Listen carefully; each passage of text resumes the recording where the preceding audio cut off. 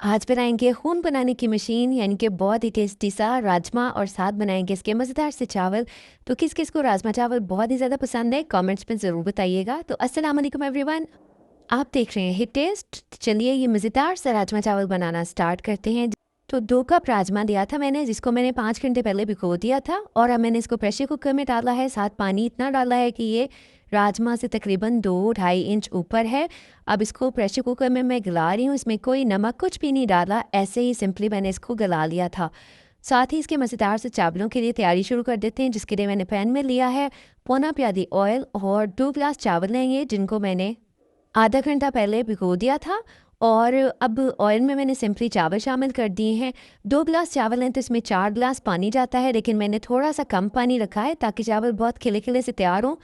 और तो नमक डाल दिया इसमें 1 स्पून और बस इसको मिक्स करके अब हमने इसको बॉयल आने देना है, कुक होने देंगे इसको ताकि इसमें अच्छी तरह से बॉयल आ जाए।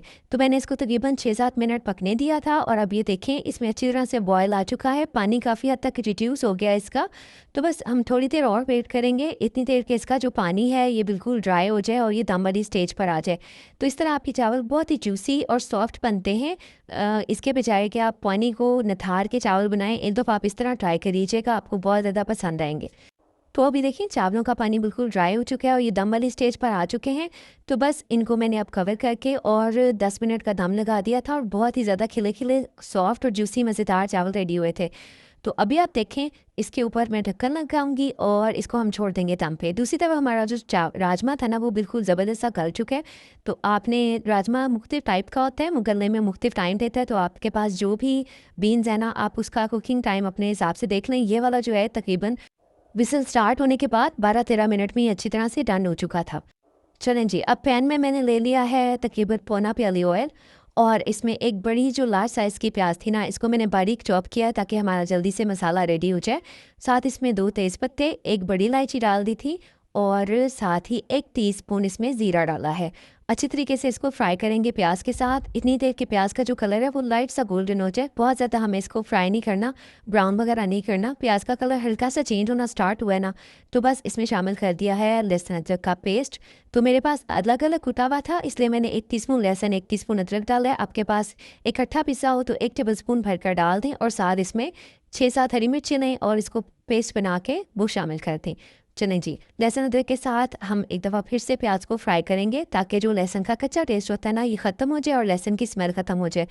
तो अच्छी तरह से मैंने लहसुन को फ्राई कर लिया है और अब इसमें शामिल कर देंगे मसाले। लेकिन उससे पहले मैंने थोड़ा सा पानी डाला है ताकि मसाले जले नहीं, मसाले जल जाएँ तो फिर टेस्ट ख़राब हो जाता है।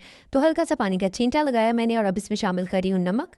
तो आप हस्बे ज़ायक़ा डाल सकते हैं, मैंने 1 स्पून डाला है। 1 स्पून भरकर लाल मिर्च का पाउडर, हाफ़ टी स्पून हल्दी डाली है और हाफ़ टी स्पून ज़ीरा पाउडर और 1 टीस्पून भरकर इसमें धनिया पाउडर डाला है। मसाले शामिल करके हम अच्छी तरह भूनेंगे ताकि मसालों का कच्चा टेस्ट ख़त्म हो जाए और इनकी ज़बरदस्ती भुनाई हो जाए। तो जहाँ आपको महसूस हो आपने इसमें हल्का सा पानी का छींटा लगाते रहना है ताकि मसालों का टेस्ट ख़राब ना हो, ये जले नहीं। अच्छी तरह से मसाले भुन गए थे तो अब मैं इसमें शामिल कर रही हूँ तकरीबन 2 टमाटर लिए थे मैंने और इनका पेस्ट बना के शामिल कर दिया है। तो आप छिलके उतारें, उसको ब्लेंडर में डालें, थोड़ा सा पानी शामिल करें और इसका पेस्ट बना के शामिल कर दें।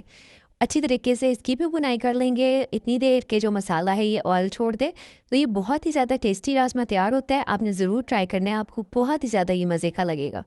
तो अच्छी तरह से हमारा ज़बरदस्त सा मसाला बिल्कुल स्मूथ सिल्की रेडी हो चुका है। तो अब हम इसमें शामिल कर देंगे हमारा राजमा, जिसका जो एक्स्ट्रा पानी था ना वो मैंने निकाल दिया है और अभी मैंने सिर्फ राजमा शामिल किया है ताकि हम इसको थोड़ी देर भुनाई कर लें और तकरीबन 2-3 मिनट आपने इसको मसाले के साथ भून लेना है ताकि जो मसालों का फ्लेवर है ना वो इसके अंदर तक एब्जॉर्ब हो जाए।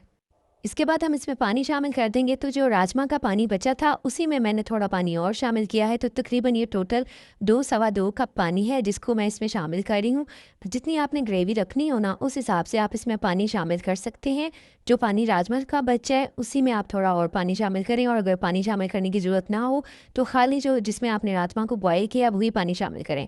चलें जी, पानी शामिल करके इसको कवर करके कुक होने देंगे 8-10 मिनट ताकि ज़बरदस्त इसका सारा जो फ्लेवर है वो निकल के आ जाए और आपका बहुत ही ज़्यादा टेस्टी और मज़ेदार सा राजमा बिल्कुल रेडी होने वाला है। आखिर में हमने इसको स्पेशल टच देने के लिए इसमें कुछ मज़ीद शामिल करेंगे चीज़ें, जिसमें जाएगा चॉप्ड अदरक।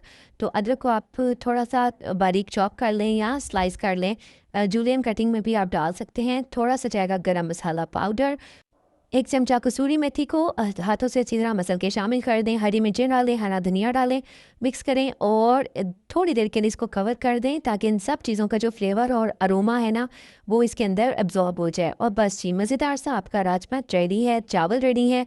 इसको निकालें, सर्व करें और ये खून बनाने में बहुत ज़्यादा कारआमद है और बहुत ज़्यादा हेल्दी होता है ये। लाजमी इसको अपनी डाइट में शामिल करें। तो उम्मीद करती हूँ आज की मज़ेदार सी ये रेसिपी आपको ज़रूर अच्छी लगी होगी।